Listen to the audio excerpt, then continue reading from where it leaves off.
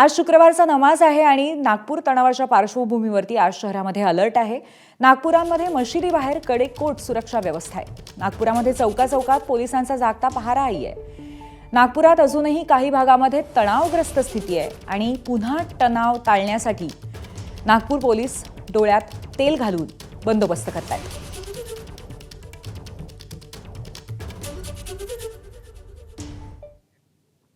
नागपूरच्या मुस्लिम बहुल मोमीनपुरा परिसरातल्या जामा मशिदीमध्ये मोठ्या संख्येने नमाज पढण्यासाठी लोक येण्याची शक्यता आहे। कोणताही अनुचित प्रकार टाळण्यासाठी मोठा पोलीस बंदोबस्त तिथे तैनात करण्यात आलाय। आढावा घेतलाय आमच्या प्रतिनिधींनी।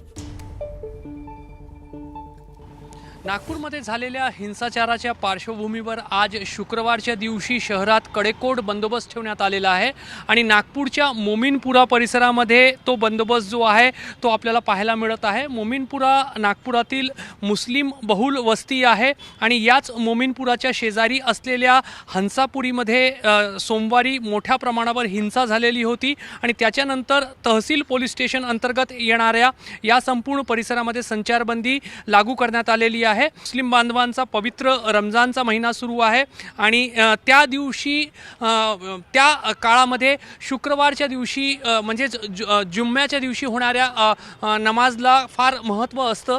मात्र आज ज्या पद्धतीने सध्या अशांततेचं वातावरण आहे त्यामुळे पोलिसांनी मुस्लिम बांधवांना नमाज पठण करण्यासाठी सूट संचारबंदीमधून दिलेली आहे। मात्र अपेक्षा ही आहे की प्रत्येकाने त्यांच्या घराजवळ असलेली जी मशीद असेल त्या ठिकाणी जाऊन नमाज पठण करायचं आहे।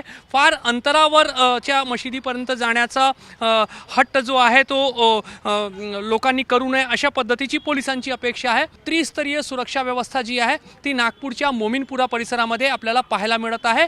लोकांनी नक्कीच नमाज पठण करावं, मात्र त्यांच्या घराजवळ असलेल्या मशिदीपर्यंत जावं आणि नमाज पठण केल्यानंतर आपल्या घरी जावं अशा पद्धतीची अपेक्षा जी आहे ती पोलीस प्रशासनाने व्यक्त केलेली आहे। कॅमेरामॅन अतुल हिरडेसह रजत वसिष्ठ, एबीपी माझा, नागपूर। एबीपी माझा, उघडा डोळे बघा नीट।